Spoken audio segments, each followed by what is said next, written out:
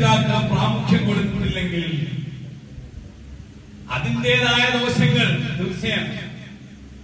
നമ്മുടെ പള്ളിയിൽ വെള്ളിയാഴ്ച രാവ് സ്വലാത്ത് നടന്നുകൊണ്ടിരിക്കുമ്പോ നമ്മുടെ വീട്ടിലുള്ള കുട്ടി വീട്ടിൽ ഒതുങ്ങിക്കഴിയുകയാണെങ്കിൽ അതിന്റെ ഉത്തരവാദി ആ കുട്ടി മാത്രമല്ല എന്ന് മനസ്സിലാക്കണം, രക്ഷിതാവ് കൂടിയാണ്. അതുകൊണ്ട് ഓരോ ഉമ്മയും ഓരോ ഉപ്പയും ബോധവാന്മാരാകണം. എന്ത് ആ സമയത്ത് എനിക്ക് പഠിക്കാനുണ്ട്, എഴുതാനുണ്ട് എന്ന് പറഞ്ഞ് ആ എഴുത്തിന്റെയും പഠനത്തിന്റെയും ഒക്കെ പേരിൽ അതിന്റെ മറവില് ഇങ്ങനെയുള്ള മൂല്യങ്ങളുമായി ടച്ചില്ലാതായി പോയാൽ, ഏതെങ്കിലും ഒരു ആഴ്ചയെ കുറിച്ചോ ഒരു സദസ്സിനെ കുറിച്ചോ അല്ല പറയുന്നത്. അങ്ങനെയുണ്ട് ചില ആളുകൾ, ചില കുട്ടികൾ, ചില രക്ഷിതാക്കൾ അതിന് സപ്പോർട്ട് ചെയ്യുന്നുണ്ട്. വളരെ സൂക്ഷിക്കണം. പള്ളിയുമായി ടച്ചില്ലാത്ത ഒരാളായി നമ്മുടെ മക്കൾ വളർന്നു വരും. ഞാൻ പലപ്പോഴും ഓർക്കുന്നുണ്ട്, ചില രക്ഷിതാക്കൾ തന്നെ എന്നോട് പങ്കുവച്ചിട്ടുണ്ട്. എന്ത് ചില ആളുകളെ കുറിച്ച് അവര് വളരെ പ്രശംസിച്ചു പറയും. നമ്മളെ ഇന്ന ആളുണ്ടല്ലോ, അല്ലെ മറ്റേ ആളെ മോനുണ്ടല്ലോ, മോന് എല്ലാ ഭക്തരും പള്ളിയിലുണ്ടാവും, ഓൻ ഗൾഫിൽ നിന്ന് വന്നാല് ഭയങ്കര ഉഷാറ പള്ളി എന്നൊക്കെ പറയുന്ന ആളിന്റെ മോന് വീട്ടിലുണ്ടാവും. സലാത്തിന്റെ മജ്‌ലിസിന് മൂപ്പര് വരുമ്പോ ആ മോൻ വീട്ടിലുണ്ടാവും. ഇതേ എനിക്ക് എഴുതാനുണ്ടെന്ന് പറയും, ഞാൻ SSLC ആന്ന് പറയും, ഞാൻ +2 എന്ന് പറയും. ആ ഇനി SSLC ആണ്, എന്നാ പിന്നെ ഇനി എന്താക്കണ്ട, വെറുതെ സലാത്തിന് പോയി സമയം കളയണ്ടെന്ന്. എന്നാ ഒരു കല്യാണമാണെങ്കിലോ, കല്യാണത്തിന് പോകാനുണ്ടെങ്കിൽ ഉമ്മയും ഉപ്പയും ഒക്കെ നേരത്തെ കാലം കൂട്ടി പ്ലാൻ ചെയ്ത്, പിന്നെ എഴുതാനുണ്ടെങ്കിൽ അസല ക്ഷണിക്കട്ടോ, മരുവിനേശം കല്യാണത്തിനാണ്. ഈ ഒരു ധാരണ എവിടെ വരുന്നില്ല, ഇത്തരം മൂല്യങ്ങൾക്ക് വരുന്നില്ല. കല്യാണത്തിന് പോകുന്നതിനും വേണോ, ഇങ്ങനെയുള്ള കാര്യം ദീനീപരമായ കാര്യങ്ങൾക്കും വേണം നമുക്ക് ആ ശ്രദ്ധ. ഞാൻ ഓർമ്മപ്പെടുത്തുകയാണ്. അപ്പൊ പ്രിയപ്പെട്ട സഹോദരിമാരെ, ഉമ്മമാരെ, വളരെ വലിയ ഭാരിച്ച ഉത്തരവാദിത്തമാണ് നമുക്ക് ഓരോ വിഷയത്തിലുള്ളത്. ഈ ഉത്തരവാദിത്തത്തിന്റെ ഗൗരവത്തെ കുറിച്ച് ചിന്തിക്കാനെങ്കിലും അത് പ്രാവർത്തികമാക്കാനുള്ള നിലവിലുള്ള സാഹചര്യങ്ങൾ ഉപയോഗപ്പെടുത്താനെങ്കിലും നമ്മൾ ശ്രദ്ധിക്കണം. അല്ലാഞ്ഞാൽ കൈ കടിക്കുന്ന ഒരു ദിവസം വരാനുണ്ട്. അന്ന് നമ്മൾ ഖേദിച്ചിട്ട് കാര്യം ഉണ്ടാവൂല. അള്ളാഹു പേരെ കാത്തുരക്ഷിക്കട്ടെ, അള്ളാഹു കാത്തുരക്ഷിക്കട്ടെ. അലി ഇബ്നു അബീ ത്വാലിബ് റളിയല്ലാഹു അൻഹുവിന്റെ ആ വാക്ക്, ആ വചനം ഒന്ന് പൂർത്തീകരിച്ച് വായിച്ച് ഞാൻ നിർത്തുകയാണ്. മഹാനവറുകൾ പറയുന്നത്, وَإِنَّ الدُّنْيَا قَدْ ارْتَحَلَتْ مُدَبَّرَةً وَالْآخِرَةُ قَدْ أَضَلَّتْ مُقْبِلَةً. ദുനിയാവ് ഇങ്ങനെ പോയിക്കൊണ്ടിരിക്കുകയാണ്, ആഖിറം വരുന്നേ ഉള്ളൂ. നല്ലോണം ശ്രദ്ധിക്കണം. അലി ഇബ്നു അബീ ത്വാലിബ് തങ്ങളുടെ വാക്ക് വല്ലാത്ത കട്ടിയുള്ള, നമ്മളെ ചിന്തിപ്പിക്കുന്ന വാക്കുകളായിരിക്കും.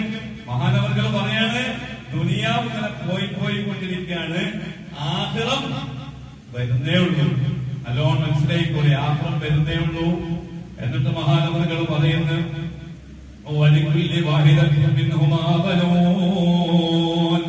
ദുനിയാവിനുമുണ്ടാകും ചില ആളുകൾ, ആഖിറത്തിനുമുണ്ടാകും ചില ആളുകൾ. അതുകൊണ്ട് നിങ്ങളൊക്കെ ആഖിറത്തിന്റെ ആളുകളാവണേ. നിങ്ങൾ ദുനിയാവിന്റെ ആളുകളാവില്ല. കാരണം ഈ ലോകം അമലിന്റെ ലോകമാണ്, ഇത് ഹിസാബിന്റെ ലോകമല്ല. ഇവിടെ നമ്മൾ നന്മ ചെയ്താൽ ആ നന്മയുടെ പ്രതിഫലം ഇവിടുന്ന് കിട്ടിക്കൊള്ളണമെന്നില്ല. നമുക്ക് ലഭിച്ചുകൊണ്ടിരിക്കുന്ന അനുഗ്രഹങ്ങളൊക്കെ നമ്മൾ ചെയ്ത നന്മയുടെ പ്രതിഫലമാണെന്ന് നമ്മൾ വിചാരിക്കണ്ട. അതൊക്കെ റബ്ബ് ആഖിറ ലോകത്തേക്ക് എടുത്തു വച്ചിരിക്കുകയാണ്. അതേ നമ്മൾ ചെയ്ത തിന്മ, അതിന്റെ റിയാക്ഷനും നമുക്ക് ഇവിടെ കിട്ടിക്കൊള്ളണമെന്നില്ല. അതെല്ലാം ആഖിറ ലോകത്താണ്. ഇത് അമലിന്റെ ലോകമാണ്, ഇത് ഹിസാബിന്റെ ലോകമല്ല, ഇത് വിചാരണയുടെ ലോകമല്ല. ഇവിടെ ആരും നിങ്ങളെ വിചാരണ ചെയ്യാനില്ല, ആരും നിങ്ങളെ വിചാരണ ചെയ്യാനില്ല. ഇത് അമലിന്റെ ലോകമാ. എന്നിട്ട് അടിയാൽ നിങ്ങൾ പറയുന്നത്,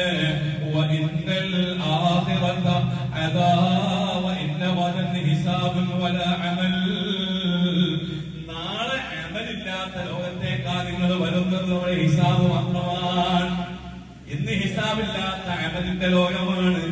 ഇനി നിങ്ങൾ മരിക്കുന്നതോടുകൂടെ നിങ്ങൾ നമ്മൾ കടന്നു പോകുന്ന ഖബർ എന്ന് പറയുന്ന ആദ്യത്തെ വീട് മുതൽ അങ്ങോട്ട് ഹിസാബിന്റെ കേന്ദ്രങ്ങളാ. അവിടെ അമലുകളില്ലോ. ഖബറിലെത്തിയിട്ട് നമുക്ക് നിസ്കരിക്കാൻ പറ്റൂല, അവിടെ ഖുർആൻ ഓതി വിജയിക്കാൻ കഴിയില്ല, ഖബറിൽ നോമ്പ് നോക്കാനുള്ള ചാൻസ് ഇല്ല. പ്രിയപ്പെട്ടവരെ, ഖബറിൽ ഹിസാബിന്റെ ലോകമാണ്. നിങ്ങൾ നന്മ ചെയ്തിട്ടുണ്ടെങ്കിൽ അവിടെ പ്രതിഫലം ഉണ്ടാകും. അതല്ല നമ്മൾ തിന്മയാണ് ചെയ്തതെങ്കിൽ ആ ഖബറിൽ വെച്ച് തന്നെ നമ്മൾ അനുഭവിക്കും. മഹാനായ സയ്യിദുനാ മുഹമ്മദ് റസൂലുള്ളാഹി സ്വല്ലല്ലാഹു അലൈഹി വസല്ലം തങ്ങൾ പറഞ്ഞില്ലേ, അൽ ഖബറു അവ്വലു മൻസിലിൻ മിൻ മനാസിലിൽ ആഖിറ. ആഖിറ ലോകത്ത് ധാരാളം കടമ്പകളുണ്ട്. അതിലേറ്റവും പ്രഥമമായ കടമ്പ ഖബറാൻ. വമൻ നജാ മിൻഹു നജാ. ഖബറിൽ രക്ഷപ്പെട്ടവൻ രക്ഷപ്പെട്ടു, ഖബറിൽ കഷ്ടപ്പെട്ടവൻ കഷ്ടപ്പെട്ടത് തന്നെ. പ്രിയപ്പെട്ട സഹോദരന്മാരെ, ആഖിറമോർത്ത് ആഖിറത്തിന് വേണ്ടി ദുനിയാവിന്റെ പല താല്പര്യങ്ങളെയും ത്യജിച്ചുകൊണ്ട് ആഖിറത്തിന് വേണ്ടി ജീവിച്ചെങ്കിലല്ലാതെ നമുക്ക് ആദ്യ വീടായ ഖബറിൽ രക്ഷപ്പെടാൻ കഴിയില്ല. മഹാനായ സയ്യിദുനാ അലി ഇബ്നു അബീ ത്വാലിബ് റളിയല്ലാഹു തആല ഒരു കാര്യം കൂടെ പറഞ്ഞു, അക്സിറൂ മിനൽ അമലി ഫീ ഹാദൽ യൗം. അതുകൊണ്ട് ഈ ജീവിതത്തിൽ നിങ്ങൾ സൽക്കർമ്മങ്ങൾ പെരുപ്പിക്കണേ. ഫഇന്നകും ലാ തഖ്ദിറൂന വദൻ അലൽ അമലി. നാളെ ഖബറിൽ നിങ്ങൾക്ക് ഒരു അമലും ചെയ്യാൻ കഴിയില്ല. ഈ ബോധ്യം എപ്പോഴും നമ്മെ നയിക്കണം. നമുക്ക് ടെൻഷൻ ഉണ്ടാവേണ്ടതാ ഈ ബോധ്യമാണ് നമ്മൾ ടെൻഷനാക്കേണ്ടത്. അല്ലാഹു തആല തൗഫീഖ് ചെയ്യട്ടെ. ഇത് തലക്ക് പിടിച്ചപ്പോഴാണ് ഉമർ ഇബ്നു അബ്ദുൽ അസീസ് റളിയല്ലാഹു തആല കരഞ്ഞു പോയത്. അങ്ങനെ കരഞ്ഞപ്പോഴാണ് ആ നിസ്കാരം പായാമലഞ്ഞല്ലോ എന്നൊരു പാട്ട് നിങ്ങൾ